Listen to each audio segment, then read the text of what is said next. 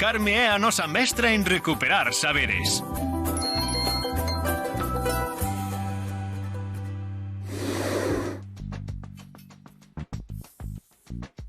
Ola. Sementar ou plantar? É aí a cuestión que diría Shakespeare. Bueno, pois na horta tamén temos que decidir moitas veces si sementamos unhas plantas ou se as plantamos directamente previo ao semilleiro, claro. Así que hoxe imos a aprender que é o que facemos con cada unha delas, ou polo menos con algúns exemplos. Así que imos a aprender aquelo de ser ou non ser, plantar ou semear. Pois veña, tomade nota. A ver. Para poñer en práctica as clases de Carme de hoxe, imos precisar un angazo, sementes de nabos e unha man, neste caso a da nosa mestra Carme. Adiante co dilema, sementar ou plantar?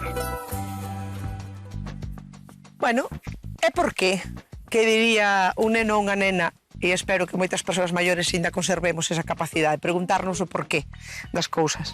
É dicir, por que semeamos ou sembramos? E hai xente que o dice tamén, sembramos. Por que semeamos ou por que plantamos? Cal é o porqué?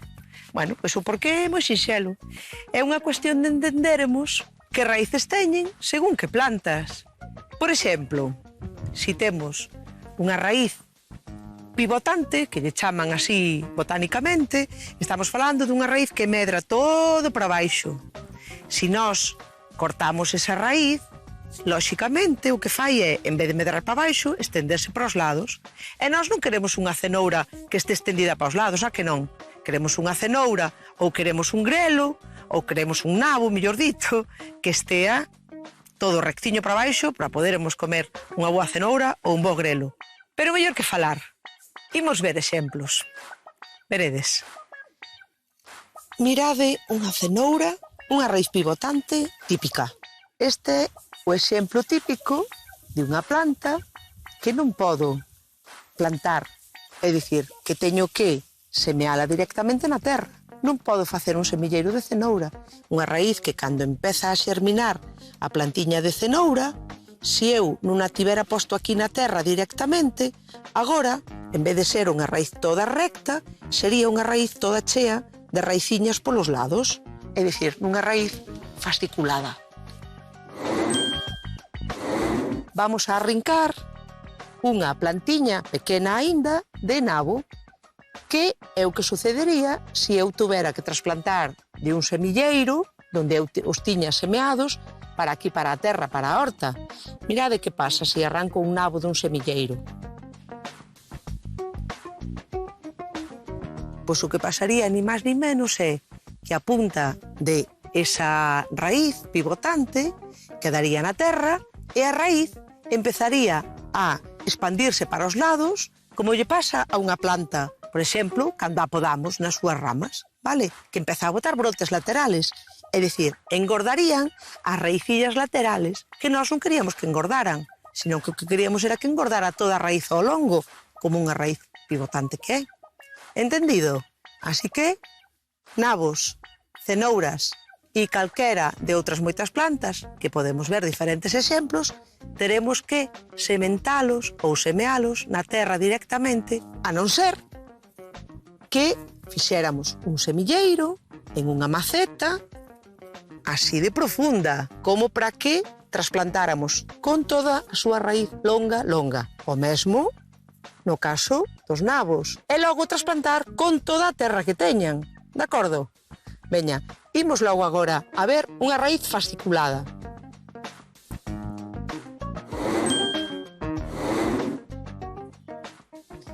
Aquí a temos. Vedela? Unha raíz que non é longa para baixo, que ten multitude de raíces para os lados.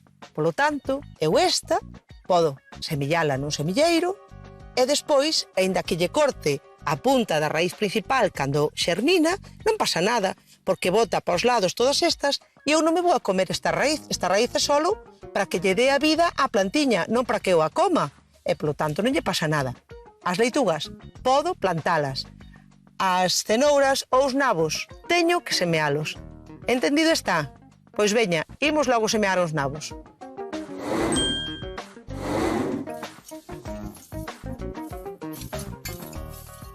Os nabos, que sabedes que son o mesmo que as rabizas, cando xerminan e se convirten en folliñas, ou que os grelos, que é cando esas folliñas empezan a botar tamén o xurumelo para que saia a flor.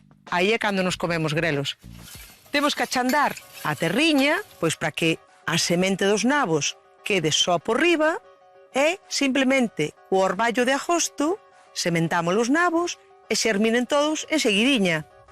Imos sementar rabisa mediana e rabisas é como lle chamamos nós as nabizas ou as follas dos grelos e dos nabos.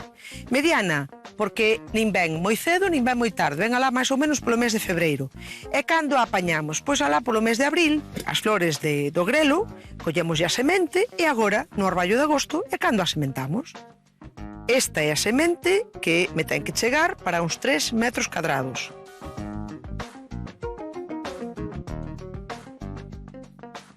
Sementamos de pé, non hai que abaixar o lombo. Eso sí, deixámolo angazo.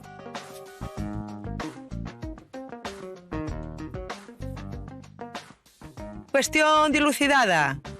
Semear ou plantar? Pois semeamos os nabos. Por certo, isto teño que agradecerllo á xente de Monfero, que foi a que me ensinou todo do mundo dos nabos e dos grelos e que, ademais, foi a que me ensinou tamén a semealos. Bueno, pois eu quedo aquí semeando sementes do mundo. Así que ata a próxima e semeade moito.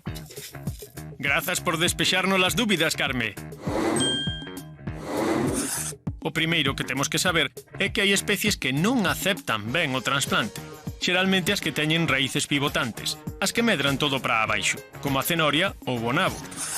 As de raíces fasciculadas, que teñen multitude de raíces para os lados, como por exemplo a leituga, si aceptan ser transplantadas. Unha vez sabida a teoría, imos collelo angazo porque hai que facer as prácticas. Hoxe toca sementar nabos. Para iso, simplemente axudarémonos da nosa propia man e imos ciscando as sementes sobre a superficie que angazamos previamente.